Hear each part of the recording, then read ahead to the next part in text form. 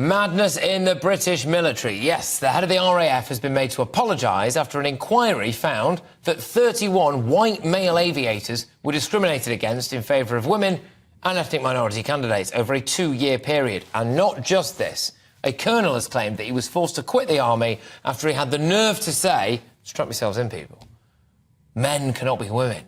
Yes, a reservist commanding officer with 14 years of service, which included 2 tours of Afghanistan, quit because he said that men cannot be women. Where do I start? Joining us now is Alka Sehgal Cuthbert, founder of Don't Divide Us Now. Thank you very much for joining me.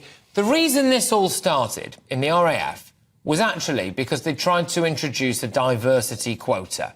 And it was too ambitious, it was ridiculously ambitious, so it was unachievable.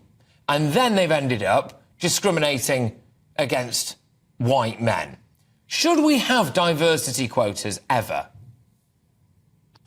No, I don't think we should. I think the problem, though, with it is not that it was too ambitious in its diversity targets, but just that the very idea of today in contemporary Britain that we need, our institutions and our public bodies need to have diversity quotas really needs to be, I think, put to bed, really. I think there's very little robust evidence that could support such a claim.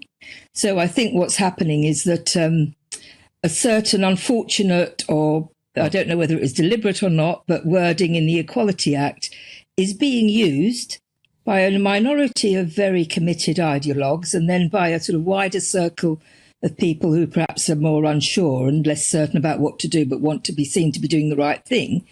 And it's being used to sort of prompt them into knee-jerk reactions like setting these ridiculous EDI targets that are patronising to both, they're really divisive and they are harmful for both white people and non-white people, as it happens, for different reasons. And you can see, it's quite ironic that just this week in America, the Supreme Court has ruled that universities can't use racial criteria for entry admissions, which is another sign that this really needs to be kicked out of the. I'm completely in favour of a totally blind admissions process to everything. I think that's pretty much the only way you can guarantee that there is no bias and that the best candidate gets the job. Alka, you mentioned that diversity quotas are basically bad for everyone.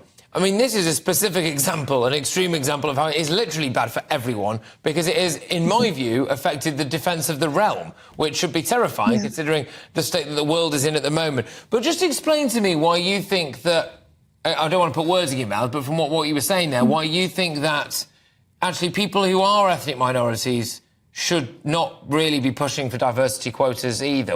Just talk me through that. Yeah. Well, I mean, Patrick, we're now in the position today where someone like me, an ethnic minority, has to really kind of fight to be treated, to be taken as an equal. If I apply for certain jobs or posts in public life, and if they are ring-fenced or have some sort of, target around them, then, no matter what I say or do, my application will be seen first and foremost on the basis of my skin colour. My ethnicity. And to me, that is just utterly patronising. It's like I want to say, no, could you please consider my academic credentials, my work experience, my personality? Let's have a pre-interview meeting and see whether the fit works between the institution and the candidates. There are all kinds of ways of improving recruitment processes without reducing candidates to their skin colour, which frankly just seems to me just socially and ethically going backwards, like millennia backwards. It's really anti-progressive.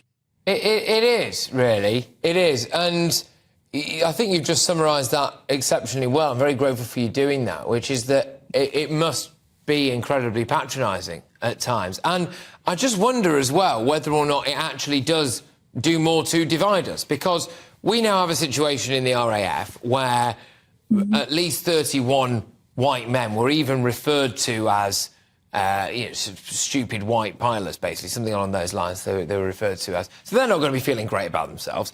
They weren't given jobs, so they've now some compensation involved. So it's done nothing for the ethnic inclusivity of that particular area. I mean, it has literally driven a racial divide into our armed forces, which no one was asking for. They've just introduced it. This is astounding, Patrick. And it is happy. You mentioned the significance of it being, in the armed forces, which are responsible for our security.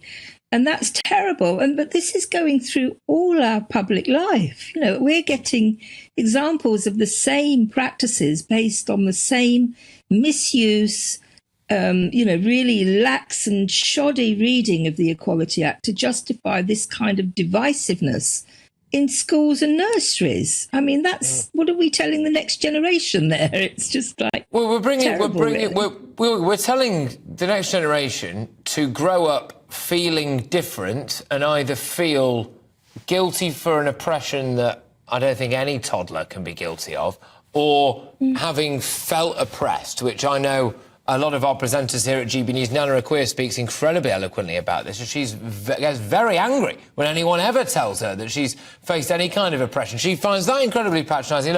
I could talk to you all day about this, and I really do hope to chat to you again very soon, hopefully when you've sorted the whole problem out for us with your wisdom. But there's Alka Sehgal Cuthbert there, who's the founder of Don't Divide Us Now, just reacting to this ridiculous situation in our armed forces. The armed forces, in fact, this is, I believe, the RAF, their statement, I think. I've got it here. Yes, there we go. Thank you very much. We now know that it did not, and I apologise unreservedly to all those affected. Some men were discriminated against. This is a statement from Sir Richard Knighton of the RAF, and he added that he accepts that some men were discriminated against. That group of 31 individuals who likely missed the opportunity to qualify for a £5,000 joining bonus at the RAF, those white men, have been identified and they've been offered the award, so compensated.